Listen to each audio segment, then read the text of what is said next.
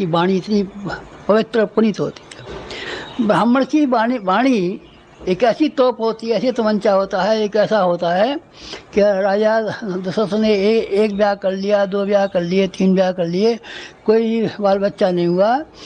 फिर उन्होंने गुरु वशिष्ठ ने कहा कि हम तो विद्वान हैं, हवन करा देंगे। अरे गुरु वशिष्ठ बोले, अरे हम तो बामन हैं, पंडित हैं, और राजा का राज्य का हम नहीं खाते हैं, हम कैसे ब्राह्मण हो सकते हैं? ब्राह्मण तुझे लाना हो तो संगी ऋषि को लिवा के ला। उसका आहार और विहार और जीवन और क्रम इस तरह का है जैसे असली ब्राह्मण का होना चाहिए। बस राजा दशरथ गए और राजा दशरथ ने जाकर के और वहाँ से कहाँ से सिंगी ऋषि को लोमस ऋषि की आज्ञा मान करके लाए और उन्होंने हवन कराया था। उन्होंने हवन कराया था, वाणी से ये कहा, पहली रानी आई कि तेरे क्या हुआ, कि भगवान पैदा होगा तेरे। दूसरी आई क्या तेरे क्या पैदा, कि मेरे कि तेरे भी भगवान पैदा होगा। दूसरी रानी थी वो खीर जो थी, वो उनने समझा कि इनकी 4 रानियाँ थी, वो 3, तो 400 में काट रखी थी। आखिरी तीसरी आई तो दोनों हिस्सों के खीर को मिला करके उनके एक की खीर को दे दिया। उनने कहा कि तेरे भी 2 भगवान होंगे।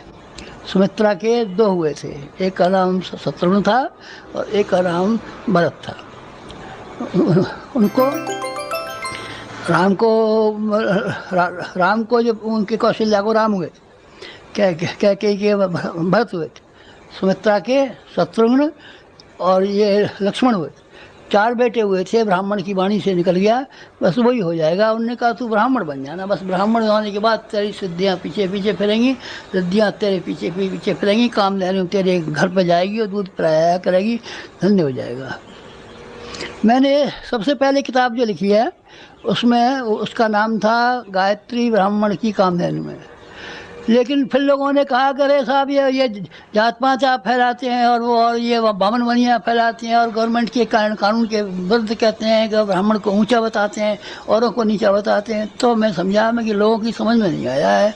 ब्राह्मण जन्म से पैदा नहीं होता, ब्राह्मण कर्म से पैदा होता है। तो ये बात समझ में नहीं आ रही है। तो फिर मैंने उसी किताब का पहला संस्करण तो बिक गया, दूसरा संस्करण जब छापा तो मैंने ब्राह्मण शब्द काट दिया उसमें से, गायत्री कामधेनु, बस ये छापा।